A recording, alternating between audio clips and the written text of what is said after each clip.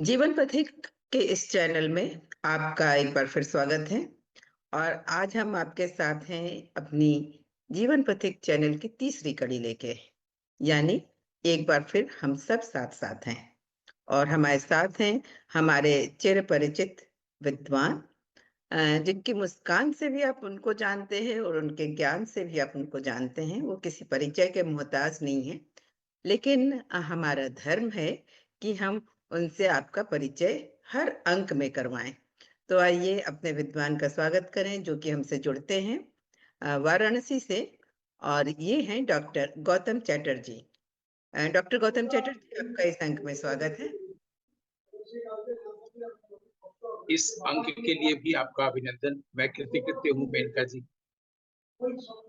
हम सब आपके ज्ञान से, आपके मार्गदर्शन से वैसे ही कृतकृत हैं। हम पहले भी साहित्य पथिक चैनल भी आपको जान चुके हैं, आपके मार्गदर्शन को प्राप्त कर चुके हैं। और इस अंक में जब आप हमारे साथ हैं, हमारे जीवन के साथ हैं, जीवन के हर पल में हमारे साथ हैं, तो हमें बहुत अच्छा लग रहा है। गौतम जी, हमने जैसे कि ये अंक ही इसलिए शुरू किया है कि हमारे सभी मित्र हमसे अपनी बात, अपनी उलझने, अपने मन की उलझने साझा कर सकें और आप उसका मार्गदर्शन कर सकें, उनके मन को शांत कर सकें, उन्हें संतुष्ट कर सकें। तो हमारे एक मित्र ने हमसे मैसेज बॉक्स में संपर्क किया और कहा कि वो एक कंपनी में काम करते हैं, युवा हैं, लेकिन अ, उनको भी अच्छा खासा ज्ञान है कंप्यूटर का, सॉफ्टवेयर का। लेकिन एक कंपनी में काम करने के बाद, कुछ नया जानने के बाद, वो बहुत जल्दी उससे फेड अप हो जाते हैं, ऊब जाते हैं। और फिर एक नई कंपनी, एक नए उसमें तलाश में, प्रोजेक्ट की तलाश में निकल पड़ते हैं। और फिर दूसरी कंपनी में भी उनका यही होता है। वो ये जानना चाहते हैं कि ये मेरी जानने की जो उत्सुकता है, कब शांत होगी, कब मेरे मन को स्थिरता मिलेगी, और जानने का सही ढंग क्या होना चाहिए, किस ढंग से जानने की शुरुआत करें जिससे उन्हें भी कोई उलझन ना लगे। तो मैं उनका जो प्रश्न समझ सकी, वो मैंने आपके सामने रखा। तो इस प्रश्न पर हमें क्या करना है? इस प्रश्न पे आपको ये मार्गदर्शन करना है कि जो जानने की युवाओं में, अभी तो खैर हम एक युवा की बात कर रहे हैं, कि बार बार स्विच करना, बार बार कुछ नया जानना और हर समय कुछ नया जानने की चाह रखना, उस बात से वो खुद भी परेशान होते हैं। ये जानते हुए भी उनका मन बहुत जल्दी ऊब जाता है। एक चीज जानने के बाद फिर कुछ नया जानने की उनका उत्सुकता होती है। ये जो लोग जानना चाहते हैं वो हमेशा जानना चाहते हैं और जानते रहते हैं और उसका अंत नहीं है। इस संसार की रचना जिस तरह से हुई है उसमें किसी भी चीज का कोई अंत नहीं। अगर आप देखिएगा, बुराई का अंत नहीं है, अच्छाई का अंत नहीं है, ज्ञान का अंत नहीं है, अज्ञान का अंत नहीं है। लोगों को लगता होगा कि जो लोग साधु संत महात्मा होते हैं वहां ज्ञान नहीं होता। तो अगर मैंने ये कहा कि अज्ञान का अंत नहीं है तो इसका मतलब ये हुआ कि अज्ञान का अभाव नहीं। अज्ञान के बारे में हमारे यहाँ ग्रंथ है वेदांत सार, उसमें उसकी परिभाषा दी गई है कि अज्ञान जो है वो ज्ञान का विरोधी भाव है। इस तरह से अज्ञान अभाव नहीं है। हम लोग क्या होता है ना, घर में राशन का अभाव, जीवन में प्रसन्नता का अभाव, तो अभाव का अज्ञान नहीं है। यानी किसी भी चीज का अंत नहीं है। भले ही देह का अंत हो जाए लेकिन ज्ञान का, अज्ञान का, आनंद का, दुख का, शोक का, त्रासदी का, दुष्टता का, अच्छाई का, किसी भी इसका नहीं। लेकिन उसको हम लोग उसको एक विराम दे सकते हैं। और अगर कहीं पर बुराई है और कोई अच्छाई के रास्ते पे है तो अच्छाई उस बुराई को विराम दे सकता है ना। अब एक ताजा ताजा उदाहरण दिया आपको। कि अभी कल की बात है, मैं फेसबुक पर भी हूँ और उसमें करीब 5,000 मेरे फ्रेंड्स हैं, जिसमें करीब 4,000 से ज्यादा मेरे विद्यार्थी। तो एक अनुशीलन के तहत मैंने एक नियम बना रखा है कि मैं 2 बजे के बाद फोन ऑन करता हूँ और 3 बजे के बाद फोन अटेंड करता हूँ दोपहर के। तो एक मैसेज फेसबुक के मैसेज बॉक्स में मैंने देखा, मेरी एक विद्यार्थी ने मुझे इन्फॉर्म किया है कि आपके नाम से किसी ने अकाउंट बनाई है और इसने मुझे रिक्वेस्ट भेजा और पैसा मांगा और उसने इसका स्क्रीनशॉट लगाया उससे बातचीत करने का, जो फेक या फॉल्स नहीं कहेंगे, जो एक सोल है, एक व्यक्ति है जो बुराई के रास्ते पे कैसे है कि वो गलत रास्ते पे चल के झूठ बोल करके दूसरे के नाम की आईडी बना के पैसा मांगे। ठीक है, पैसे की जरूरत सबको है, कोई अच्छाई के रास्ते पे चलते हैं, कोई बुराई के रास्ते पे चलते हैं। ठीक है, तो उसने ऐसा किया, उसे स्क्रीनशॉट भेजा। जैसे किसी व्यक्ति को फेसबुक पे पता चलता है मैं 2009 से हूँ, तो वो उसको जैसे ही पता चलता है कि उसका अकाउंट हैक कर गया है, तो वो तुरंत क्या करता है, हमने अभी तक जो मैंने देखा कि वो तुरंत घोषणा करता है, एक पोस्ट डालता है कि मेरा ये अकाउंट हैक हो गया है, आप लोग किसी भी तरीके से कोई संवाद ना करें, कोई पैसा मांगे तो पैसा न दे, आदि आदि। फिर वो अपने अकाउंट को डीएक्टिवेट करता है, नया अकाउंट बनाता है। आमतौर पर यही देखने में आता रहा है, सभी को आता है, आपको भी आया होगा, मुझे भी आया। मैंने ऐसा नहीं किया। मैंने क्या किया कि जो स्क्रीनशॉट था उसको भी मैंने पोस्ट किया, ऊपर लिख दिया देखिए सी। उसके बाद और कई लोगों का आया तो मुझे भी भेजा गया है, ऐसा ऐसा ऐसा है। जो जो मुझे भेजता गया है इसका स्क्रीनशॉट, इसने कहा कि देखिए गौतम गौतम नाम से बना है, तो देखिए मैं कितना महान हो गया हूँ प्रसिद्ध हो गया हूँ। कुछ दिनों में गौतम गौतम मेरे नाम को लोग जप रहे हैं, फिर हरे गौतम गौतम गौतम हरे हरे कर देंगे। इस तरह से मैंने इसको बहुत ही ह्यूमर में लिया। और जो जो लोग मुझे आगाह करते गए, इन्फॉर्म करते गए, मैं सबको धन्यवाद देते हुए मैसेज बॉक्स में सबको मैं पोस्ट करता चला गया। खूब उसमें फिर कमेंट सॉरी सब भी हुआ। मैंने एक बार भी नहीं लिखा कि मेरा हैक हो गया है, आप लोग सावधान रहिए, और मैं डर गया कि पता नहीं क्या कोई कर रहा होगा, परेशान हो गया, जो कि आम इन जनरल लोग करते हैं। ठीक है, तो बिल्कुल शांति से मैंने जिनका जिनका आया था कुछ का मैंने पोस्ट कर दिया, और जो लोग प्रश्न पूछे उत्तर भी देते गए। मैंने एक बार भी नहीं लिखा कि मेरा ये हैक हो गया है। मैंने एक बार भी देखने की भी कोशिश नहीं की कि जिसने जो फेक आईडी बनाई वो देखने में कैसा है, क्या है, कुछ नहीं किया। और क्योंकि मेरा ये था, मेरा तर्क ये है यहाँ पर कि बुराई को छोड़ना हो तो वो बुराई छोड़े ना, मैं अच्छाई क्यों छोड़ूंगा। मैंने कहा कुछ गलती की। बचपन में हम लोग, आपको अच्छी तरह से पता होगा, बंगाली घरों में क्या होता है, जब बच्चा होश संभालता है तो अपने घरों में देखता है कि रविन्द्रनाथ की फोटो है, रविन्द्रनाथ की किताबें, विवेकानंद की फोटो है, सुभाष चंद्र बोस की फोटोग्राफ है, दुर्गा माँ दुर्गा की फोटो है, और भगवान के पास रामकृष्ण परमहंस की फोटो रखी हुई है शारदा। ये बंगाली घरों में आमतौर पर होता ही। और पढ़ने लिखने का संस्कार होता है, विवेकानंद की किताब, रविन्द्रनाथ ठाकुर, शरद चंद्र, ये होता है। उन दिनों में, बचपन के दिनों में, मैंने रविन्द्रनाथ ठाकुर की एक उक्ति पढ़ी थी कि तुम अधम हो इसलिए मैं उत्तम क्यों न हो। बंगला में था ये, तुम ही अधम बोले आमी उत्तम हब ना, कहना मैं उत्तम क्यों नहीं होऊंगा, तुम अधम हो।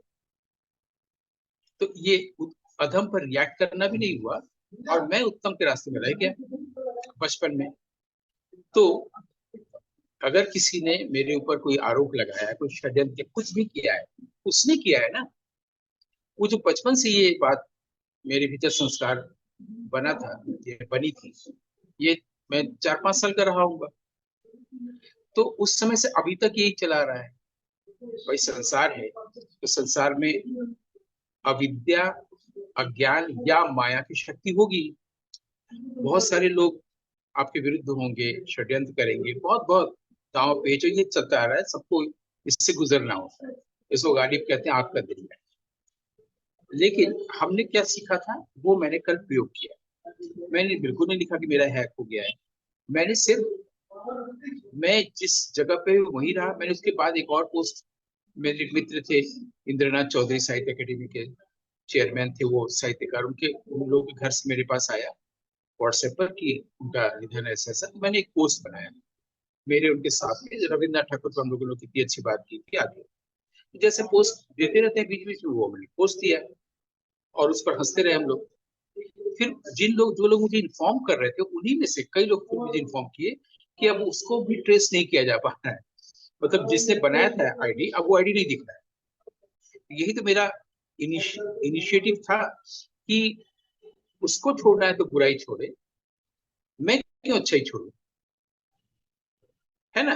अब आप देखिएगा, मैं इसको दुनिया को बताने नहीं जा रहा हूँ। अब आप देखिए आने वाले दिनों में लोग ऐसे ही करेंगे। मेरा वो अभी तक एक्टिवेट है, मेरा मेरा जो अपना अकाउंट है उसमें मैं आज भी एक पोस्ट किया, वो यही सब संवादों का, है ना। अच्छा, ऐसा ये सब चीज खूब चला, लोग बताए। एक बार ऐसा और भी हुआ था कि किसी ने मुझे वीडियो किया, और क्या होता है ना, वीडियो कॉल करने पर जब आप और लोग के साथ बैठे रहते हैं तो उसको आवाज से बचने के लिए भी, मैं तो, मुझे नॉइज बहुत पसंद नहीं है, बाकी सब ठीक है, उससे हल्का सा इरिटेशन होता है, तो मैं उसको ऑन कर दिया।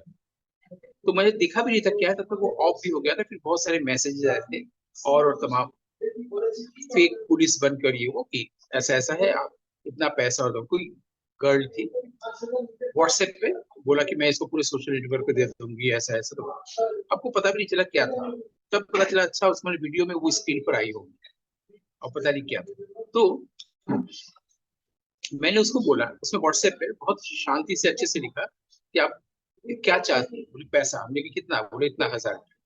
हमने कहा कि आप ये रास्ते पे जो चल रही हैं, ये अच्छा रास्ता नहीं है। क्यों चल रही है? आप अच्छे रास्ते पे चलिए, ये सब छोड़ दीजिए। आप अच्छे घर के संतान होंगे, बहुत सारे अच्छे काम है वो करिए। आपको जान के आश्चर्य होगा कि वो लोग का मैसेज और सब आना बंद हो गया। वो सब न जाने कहाँ चले गए।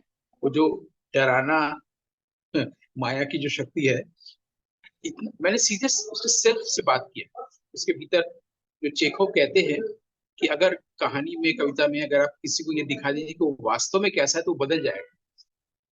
उसके लिए जरूरी नहीं कि हम चंबल के डाकुओं से मिले विनोबा भावे की तरह और उनसे वो करवाए, आत्मसमर्पण करवाए। ऐसे बहुत आसानी से हो सकता है ये। किसी को बुराई से अच्छाई के रास्ते पर आसानी से लाया जा सकता है। तो मैं उसके पर प्रतिक्रिया ही नहीं किया कि मैं पैसा नहीं दूंगा, तुम गलत हो, या मैं ठीक है मैं डर के मैं दे दे रहा हूँ, नहीं नहीं मेरा ऐसा मत करो। मेरे साथ कुछ प्रॉब्लम ही नहीं है। मैं कोई बहुत प्रशंसित या बहुत नामी व्यक्ति नहीं हूँ, मुझसे कोई आना जाना नहीं है नाम सम्मान अपमान मान का। ठीक है, तुलसीदास जी सिखाई गए सब विधि हाथ। तो मैंने उससे कहा कि आप इस रास्ते पर मत चलिए, आपको उसको भीतर वो लगा हो। अगर आप सीधे संबोधित होते हैं उसके सोल से, उसके सेल्फ से, और अगर आप सत्य बोलते हैं तो वो असर होगा, है ना। ये मैंने छोटे छोटे एग्जांपल्स दिए। ये सारा चीज जो आपने सुना, इन जनरल ज्यादातर लोग ऐसा करते हैं। बहुत सारे लोग हमको फोन करके बोले कि ऐसा खूब चल रहा है। एक महिला थी लखनऊ में, अभी कल ही अशोक बैनर्जी ने बताया कि इतने, वो महिला 50,000 रुपया दे चुकी है, 40,000। हम लोगों ने रोका। कहीं से दिल्ली से फोन आता है ऐसा करने के लिए, आपके साथ ऐसा है। खूब चल रहा है और लोग, कई लोग ऐसे पैसा। अब क्या हुआ, वो लोग ऐसा करते हैं। हम हमारे सामने जब ये दो चीजें आई, हालांकि मैं, मेरे कुछ फ्रेंड्स हैं, हम लोग जिस जगह पर मैं रहता हूँ भेलूपुर थाने में, वहां पे गए हम उस घटना पर, वीडियो वाले पर। तो उसको हम लोग चाय वाय पिया गई, क्योंकि हमारा जो वो रहा है, अब जर्नलिस्ट रहे हैं, अभी भी इस लोग, शहर के लोग सम्मान करते आ रहे हैं। तो वहां पर हम थे, एक और जर्नलिस्ट था दैनिक जागरण का, और वो बोला, उसने बोला कि ये है साइबर सेल के जो हेड है यहाँ पर, उनको आप खाली एक बार कॉल कर लीजिए, उनको अच्छा रहेगा आपसे। मैं उनको बता देता हूँ कि गौतम जी क्या है, कौन है। तो हमने कुछ नहीं किया, क्योंकि वो करना, किसी के खिलाफ एक्शन लेना, ये ना करके हमने वो किया जो इस संसार में कल्याण के लिए किया जाए।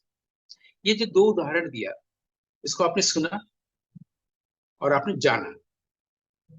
ये जानना काम का है। लेकिन अगर हम किसी कंपनी में कोई चीज जान रहे हैं, इतना जान चुके और जानना, यानी सीखना है वो ना, इसका अंत नहीं। ऐसा जानना, जानना चाहिए जिससे हम जानने का भी अंत हो, ज्ञान का भी अंत हो, वेद का भी अंत हो, वेदांत हो, और उस जानने से किसी बुराई का अंत हो। लेकिन अगर हम कंप्यूटर साइंस में, एक्चुअली तो कंप्यूटर जो है उसके साथ कोर्स में आता है CS, कंप्यूटर साइंस, साइंस में शामिल कर दिया गया, लेकिन हमेशा आंख कान खुला रखना चाहिए। कंप्यूटर साइंस नहीं है, टेक्नोलॉजी साइंस नहीं, फिजिक्स, केमिस्ट्री, मैथ ये science, heat, light, sound, motion, wave ये साइंस है। कंप्यूटर टेक्नोलॉजी साइंस नहीं है, बिल्कुल जानना चाहिए, है ना। तो इस जानने में ये सीखना होता है। अगर कोई बच्चा किसी एक कंपनी में काम कर रहा है, वो उतने में आके अपने आप को बहुत लिमिटेड फील कर रहा है, स्विच ओवर करे। आजकल हम लोग के जमाने में होता है कि एक कंपनी में आप जितने अधिक दिन तक रहते हैं तो वो आपकी क्रेडिट मानी जाती है। आजकल के जमाने में है कि अगर 2-3 साल बाद अगर दूसरी कंपनी में जा रहे हैं, फिर तीसरी में जा रहे हैं, ये क्रेडिट मानी जाएगी। तो ये तो सीखने के पद में आपने सवाल पूछा था।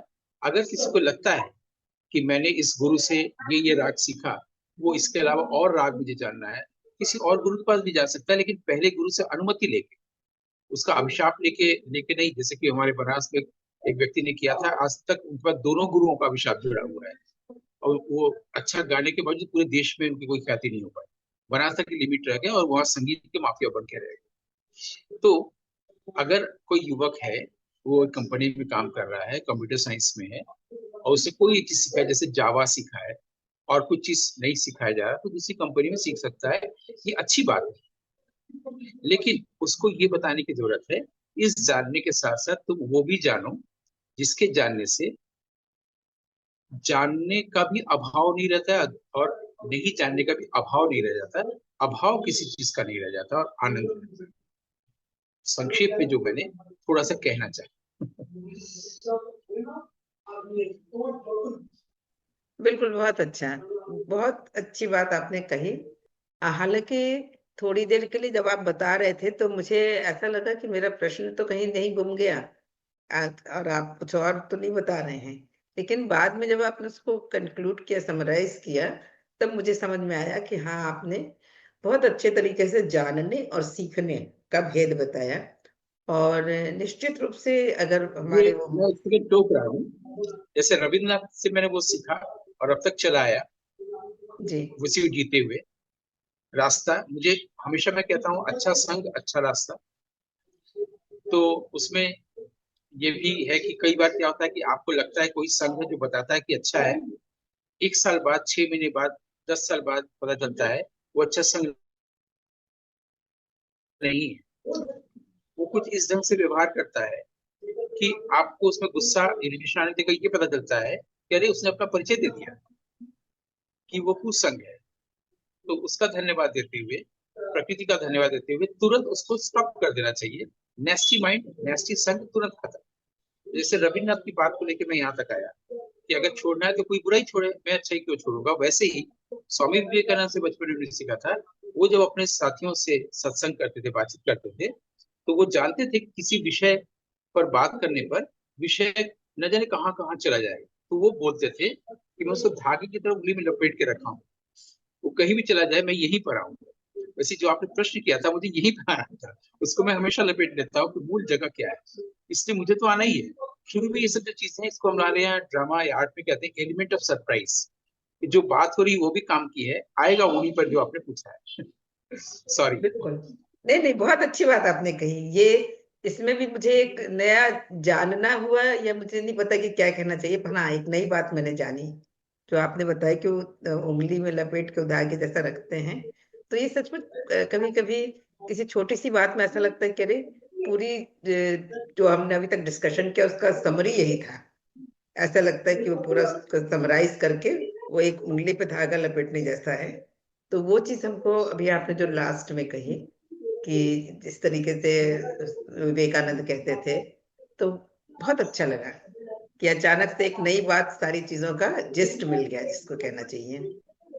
तो अगर हमारे वो युवा सुन रहे होंगे तो वो डिफरेंशिएट कर पाएंगे कि हाँ, मुझे सीखने के साथ कुछ जानना भी चाहिए, जिससे कि उनके माइंड को थोड़ा सा शांति मिले, उन्हें भी ऐसा लगे कि हाँ, एकदम उनकी लाइफ पजल्ड नहीं हो रही है।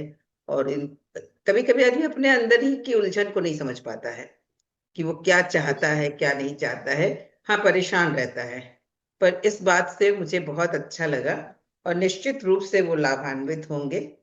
तो गौतम जी, आपने इस अंक में जो ये छोटी सी बात बताई वो बहुत अच्छी लगी, कि हम कहाँ जा रहे थे और कहाँ पहुंचना था, जिसको कहना चाहिए वो एक सही रास्ता मिला, जानने का भी और सीखने का भी। इस बात के लिए आपका बहुत बहुत धन्यवाद। अगले अंक में हम एक नए युवा के एक नए प्रश्न के साथ आपसे मिलते हैं। तब तक के लिए हम चाहेंगे कि हमारे युवा दर्शक आपका आभार व्यक्त कर दें, जो उन्होंने आपसे सीखा, जाना और मार्गदर्शन लिया। परस्पर देवो भव। आनंद।